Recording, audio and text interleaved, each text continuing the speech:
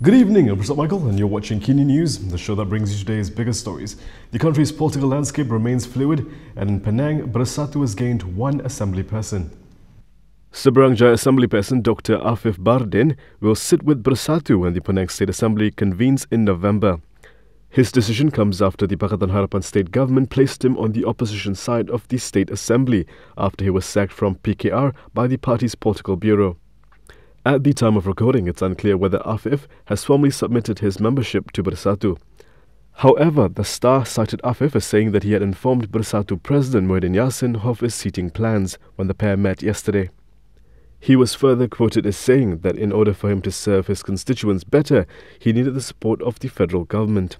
Afif was suspended from PKR last month as part of the party's purge against those known to be aligned with former Deputy President Azmin Ali after he triggered the Sheraton Move, which led to the collapse of the Pakatan Harapan government. Azmin, who is now with Bersatu, has been speculated to be planning the formation of a new party, which will be known as Parti Negara, with Afif's Pemuda Negara NGO to be absorbed to become its youth wing. However, according to Afif, that is not a crucial matter at the moment, as strengthening Perikatan Nasional remains a priority. If you're planning to hold a wedding or a birthday party in July or beyond, you may not have to do it quietly anymore because the government has allowed it. All social events, including wedding ceremonies and private parties, will be allowed to be held beginning July 1st. The government's decision was announced today by Senior Minister Isma Sabri Yaakob during a press conference in Putrajaya. However, there are still restrictions to how long the event can be held for, and a limit on capacity is still in place. Walaupun kita menghadkan dari segi masa supaya tidak terlalu lama, majlis sosial ini dibenarkan penganjurannya selama 3 hingga 5 jam. Saya kira lama dah tu. Kalau 3 hingga 5 jam, majlis kahwin, kalau start pukul 9 dah sampai pukul 12. Ya, lama. 3 hingga 5 jam, walaupun kapasiti kehadiran masih lagi kita kekalkan, iaitu tidak melebihi 250 orang. While the capacity is capped at 250 people, that will depend on whether the venue would allow social distancing measures to be observed. Small venues that cannot accommodate such a number with social distancing rules must reduce the number of guests accordingly. Ismail also announced that Kurban religious activities would also be allowed for the Hari Raya Aidil Adha celebrations at the end of next month. However, he stressed that the further relaxation of the Recovery Movement Control Order was still subject to strict conditions that will be monitored for compliance by the authorities. Meanwhile, if you're a fan of buffets, you'll still have to wait a little longer to enjoy how you used to. Kita boleh melonggarkan, iaitu walaupun ada buffet tetapi di-serve oleh pramusaji, yang dipanggil pramusaji ni yang servekan makanan untuk memasukkan lauk, sayur dan sebagainya di dalam pinggan. Jadi pengunjung tidak boleh mengambil sendiri makanan di situ. Dan yang terbaik yang kita cadangkan adalah secara hidangan. Ini adalah yang lebih baik. The other events allowed would be kanduri, engagement ceremonies, religious activities like tahlil, special prayers, as well as personal celebrations like wedding anniversaries and reunion programs. Now, looking at the country's latest COVID-19 situation, 3 new clusters have been detected. Health Ministry Director General Dr Noresham Abdullah today said that the government has to balance between livelihood and lives as the country enters the recovery phase of its response to COVID-19. Kita dalam fasa pemulihan, iaitu fasa yang kita ingin kembali kepada sedia ada, iaitu cara kehidupan kita. Jadi apa yang penting ialah untuk kita kembali kepada fasa kepemulihan dan kehidupan seharian kita, kita kena patuh pada SOP. Jadi apa yang penting ialah SOP ialah penjarakan. Itulah yang paling penting. Penjarakan sekurang-kurangnya 1 meter. Kalau 2 meter lebih baik. Jadi kalau kita boleh amalkan penjarakan, itu adalah satu tindakan, iaitu keselamatan untuk setiap individu. Dr Isham also explained why the government has decided to allow social events to take place beginning July 1st. Jadi untuk mencapai keseimbangan tersebut, kita membenarkan sektor-sektor lain membuka dan kita masih memantau dengan teliti penularan COVID-19.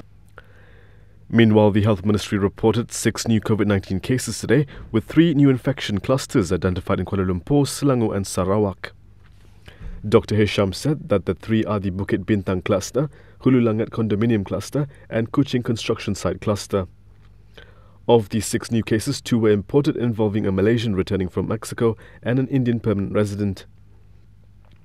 Of the remaining 4 locally transmitted cases, 1 was identified from the Thafis Centre screening, while 3 cases came from the 3 new clusters. No new death was reported today, and 45 patients were discharged after making full recoveries as of noon today. Since the MCO started, students have not been able to go to school, but for higher secondary school students who will be sitting for exams this year, today was their first day back.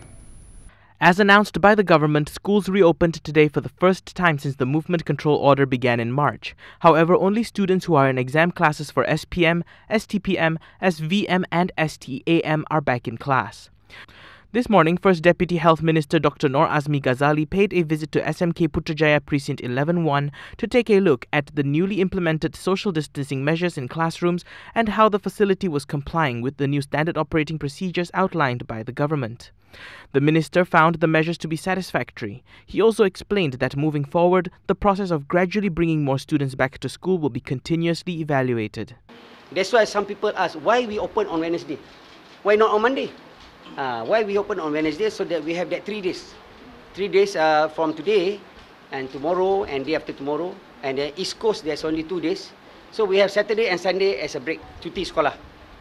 So during that days, we can reassess back the SOP, whether we need to add in more SOP, whether is it okay or not okay, or whether if there's anything that could happen, then we can. What I mean to say is that it is a dynamic process.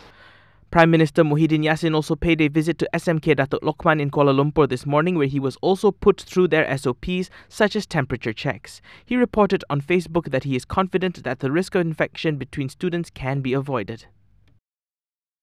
After the reopening, we spoke to several students and they're all starting to feel the pressure of having to catch up on the year's syllabus.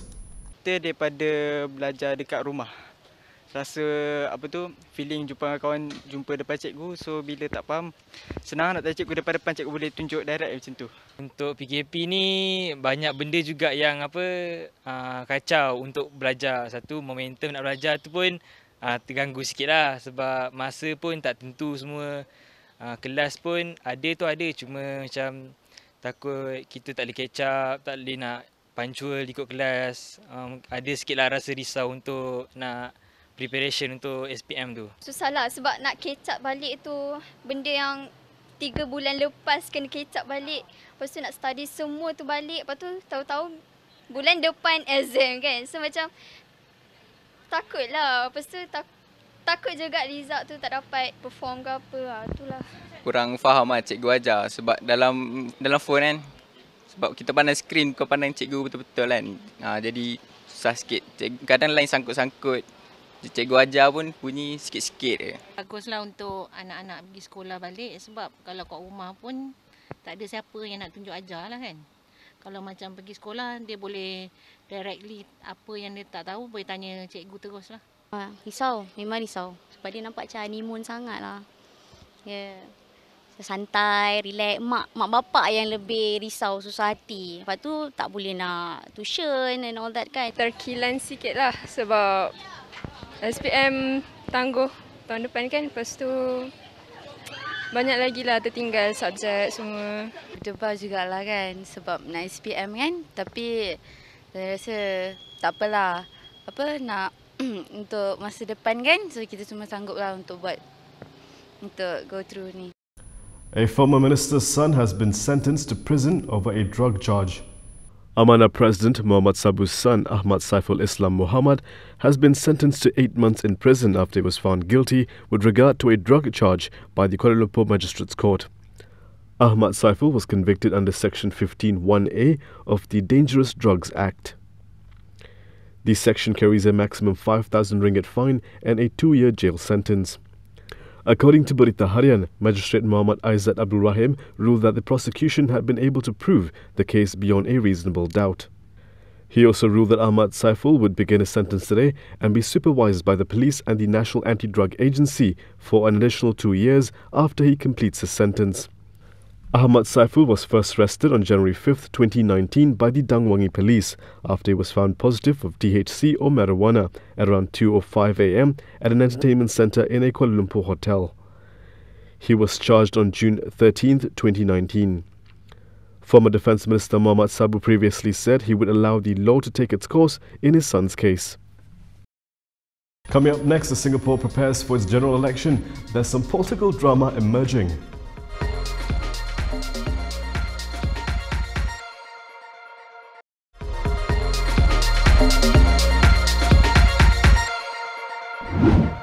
Malaysian politics has always been interesting, and now our neighbour down south is set to witness its own political drama. Singapore Prime Minister's brother Lee Hsien Loong said on Wednesday that he had joined an opposition party competing against his sibling at the upcoming July 10th election, but that he was undecided on whether he would run as a candidate. Lee Hsien Loong, the son of Singapore's modern-day founder Lee Kuan Yew, has been embroiled in a bitter dispute with his brother over his late father's house. He told Reuters he had joined the New Progress Singapore Party, PSP. Lee has criticised his brother Lee Hsien Loong's People's Action Party, PAP, which their father founded, which has governed the city-state since its independence in 1965. Last year, Lee Hsien Loong said that the PAP had lost its way and that he supported the principles and values of the Progress Singapore Party. The PSP is led by Tan Cheng Bock, a former PAP lawmaker who shot to prominence by nearly defeating a candidate backed by Prime Minister Lee Hsien Loong in the 2011 presidential race. When asked whether he would stand as a candidate, Lee Hsien Loong replied, "We will see." A spokesperson for the PSP did not immediately respond for a request for comment. Cinemas, museums and galleries in one of the nation's hardest hit by the global pandemic can reopen from early next month. British Prime Minister Boris Johnson will announce this week that cinemas, museums and galleries in England can reopen next month. It will be the next stage in a gradual return to normality for the economy as the number of COVID-19 deaths and cases decline in one of the worst-hit nations of the global pandemic. July 4th will see some higher-risk venues, like those in the arts and culture sector, allowed to reopen their doors in England. But there will be strict rules to maintain social distancing. Johnson will also announce the findings of a review into whether to relax the current rule that people must maintain a distance of 2 meters at all times to prevent the spread of the virus. He's faced increased lobbying from businesses and political pressure in his own party to drop the 2-meter rule. Finance Minister Rishi Sunak acknowledged that relaxing the rule would make a huge difference to many businesses. Pubs and restaurants have called for the distance to be reduced to 1 meter, the minimum recommended by the World Health Organization. Britain has one of the highest death tolls in the world from COVID-19, but the number of cases has been steadily falling. Health officials on Monday reported 15 new deaths, the lowest since mid-March. The daily tally of deaths peaked in April when the death toll exceeded 1,000 on 9 days. And that is all from me today. For more stories, you can go to KiniTV.com. You can also follow us on Instagram, Twitter, YouTube and Facebook for the latest news updates. I'll be back with more tomorrow, same time, same place. I'm Bersatu Michael. Thank you for watching.